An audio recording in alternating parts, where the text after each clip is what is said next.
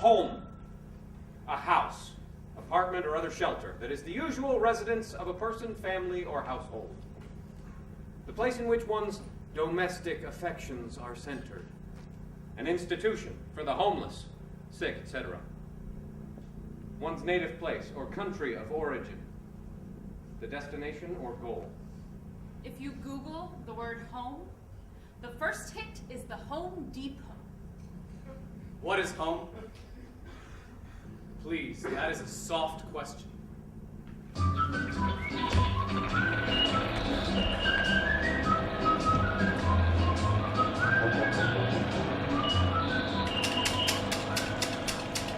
Morning, Sam. Brett? Beautiful day. Yep. A little yard work? Looks like it. Trimming the old hedge. Sure am. Yeah, just watering the lawn. I can see. Yeah, no brown grass over here. Mm-hmm. Only green. Sam, I have to go to the store. Can you pick up Kelly at 3? She's over at Tim and Anna's. Hey, Fred. Hey, Patty, nice day. Oh, it's beautiful. Do you need anything from the store? Bologna. We're out of bologna. Okay. Oh, and Coke. Diet or cherry? Diet cherry if they've got it. Watching the waistline, Sammy. Well, I can't drink diet. That NutraSweet gives me the shits. Okay. Bye, hon. mwah. See you, Fred. Don't forget Kelly at 3. Yep.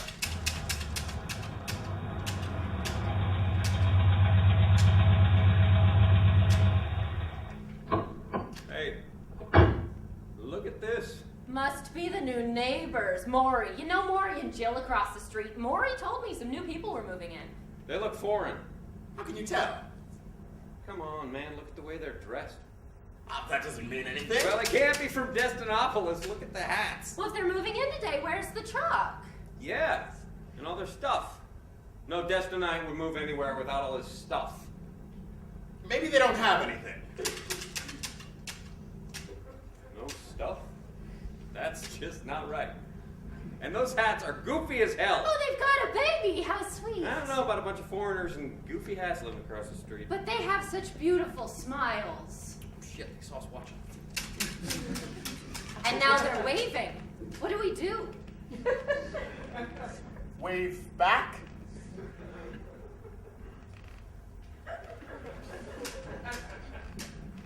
Do you think they're misplaced foreigners, like on the news? Oh, you know, I heard on CNN that Destinopolis has got the largest population of foreigners outside all those war-torn countries. Maybe we should just go over and say hi. I don't know, man. You think they speak Destinese? I heard that you shouldn't greet foreigners without wearing a hat. It's their custom. Well, they're in Destinopolis now. I'll greet whoever I want, how I want. Hats be damned. Honey, run inside and grab us some hats. You want one, Fred? I don't think we really need hats. Just do it, Sam. Bring me the big fruity one with the banana. Fine. It's so sad. They have to leave their home country and start over. Yeah, I can't imagine starting over with no stuff. Stuff's what makes life good. When Sam gets back with the hats, we'll go over and say hi. Should we bring some stuff over for them? Like some food and stuff? That is a great idea. I just baked an apple pie. Sam, bring out the apple pie. Oh, hey, you think they eat apples? Maybe it's against their religion. I hadn't thought of that. Maybe we should take out the apples.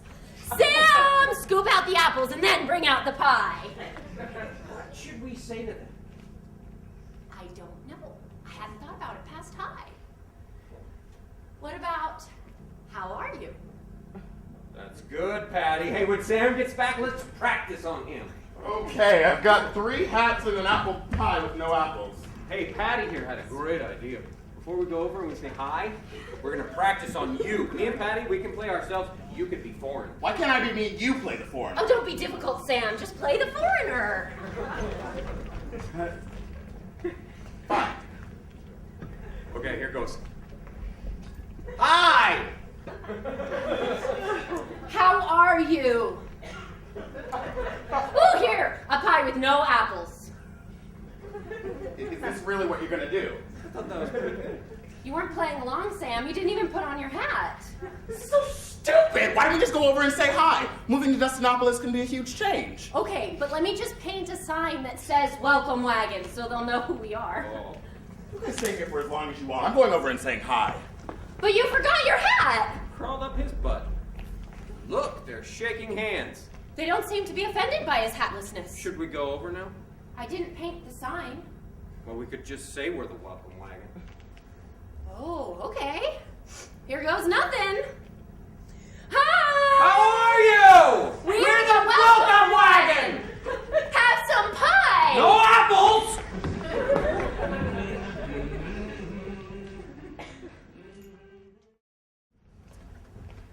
You've got a beautiful smile, young man. You look at me and smile, and I feel like sun is shining on me. Nobody smiles at me like that anymore. And I smile back, but there's no warmth in there. It's all neon bright and cold, and I pray to God that you don't notice that nobody lives there anymore. You see, I like you, young man, but I still have to steal your soul. It's for a class project, a very important project. We're trying to raise awareness about issues your community is facing. That means that we're hoping that someday, perhaps, we'll actually be able to help somebody like you.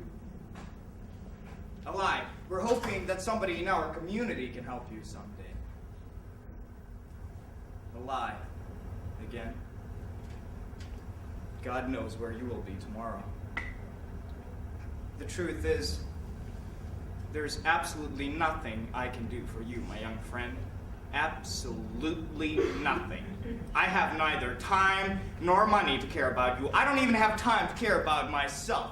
And my destinies is not much better than yours. I'm here to steal your soul. To wear it on stage like a fine cloak and make people cry. Their tears are my capital. And I carefully collect them like precious pearls. They remind people that they are all human after all, and if they can shed a tear over a complete stranger, then they must be noble and good, right?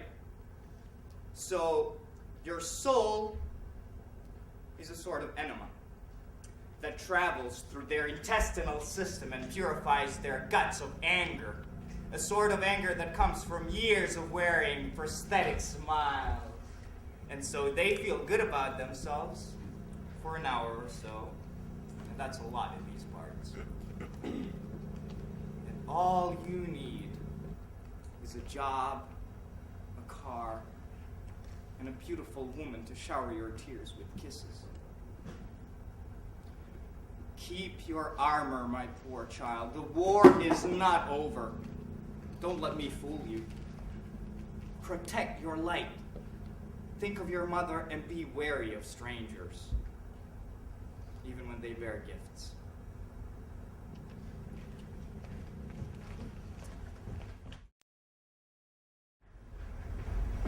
My mother always expressed how she felt impotent whenever I'd ask for something she couldn't buy me. Food, clothes, shoes.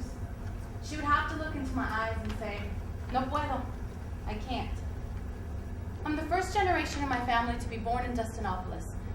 And growing up, my parents had it hard financially. When I became old enough to work and make money, I bought anything my siblings asked for. Or sooner or later, I would buy it for them. I didn't want them growing up hearing those words all the time. I can't. A month ago, I volunteered for an organization that dealt with refugee issues. I was sitting next to a woman and she asked me a question. At first, I didn't understand what she was asking me because her destinies was limited. So I looked into her eyes and she asked me again. That moment, I understood my mother. She had asked me if I can get her a coat because the weather was starting to get gruesome. I had to look into her eyes and say, I can't. I thought to myself, I barely make enough money to pay my own bills. I can't. The two words I dreaded to hear from my mother's lips were coming out of my mouth. I felt horrible. I felt this small.